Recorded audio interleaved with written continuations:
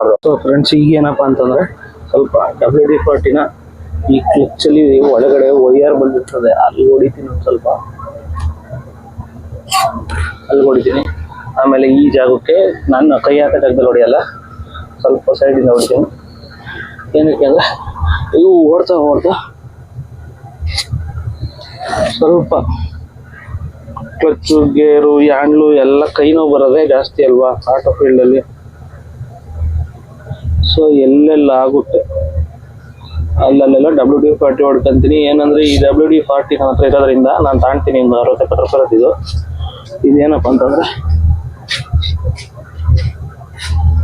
ಸ್ವಲ್ಪ ಫ್ರೀ ಮಾಡಿಕೊಡುತ್ತೆ ಗಾಡಿ ಓಡಿಸೋಕೆ ನಮಗೆ.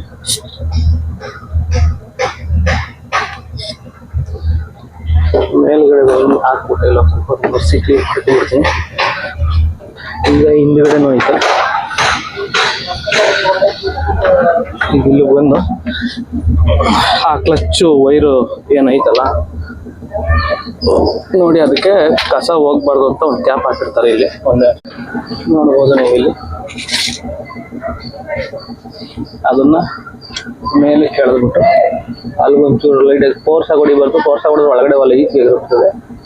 ನಾನು ಹೊಡಿತಿದ್ದೀನಲ್ಲ ಹಂಗೆ ಲೈಟ್ ಆಗಿ ಅದ್ರ ಒಳಗಡೆ ಹೋಗ್ಬೇಕಷ್ಟೆ. ಈಗ ಅದನ್ನ ಕ್ಲೋಸ್ ಮಾಡ್ಬಿಡ್ತೀನಿ, ಕಸ ಹೋಗ್ಬಾರ್ದು ಅಂತೇಳಿ. ಈಗ ಇಲ್ಲಿ ನೋಡಿ, ಇದು ಕ್ಲಿಚ್ಚು ವರ್ಕ್ ಆಗೋ ಜಾಗಗಳು ಇವು. ಈ ಕೈಟ ನೋವು ಬಂದಂಗೆ ಆಗದೆ ಇವರಿಂದ. ಇಲ್ಲಿ ಸ್ಪ್ರಿಂಗ್ ಹತ್ರ ಸ್ವಲ್ಪ ಹೊಡಿತೀನಿ. ಆಮೇಲೆ ಇಲ್ಲೇ ಎಷ್ಟು ಲೀಟ್ರ್ ವೈಯರ್ ಇದೆ, ಅದ್ರ ಮೇಲ್ಗಡೆನೂ ಒಂದು ಕ್ಯಾಪ್ ಇದೆ.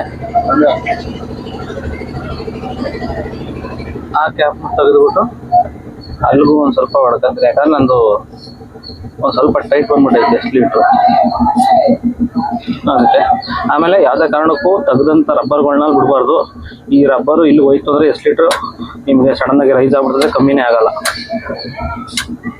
ಅದಕ್ಕೋಸ್ಕರ ಅಷ್ಟೇ ನಾನು ಗ್ರೀಸಿಂಗ್ ಆಗಲಿ ಆಯಿಲಿಂಗ್ ಆಗಲಿ ಮಾಡುವಂಥದ್ದು ಇಷ್ಟೇ.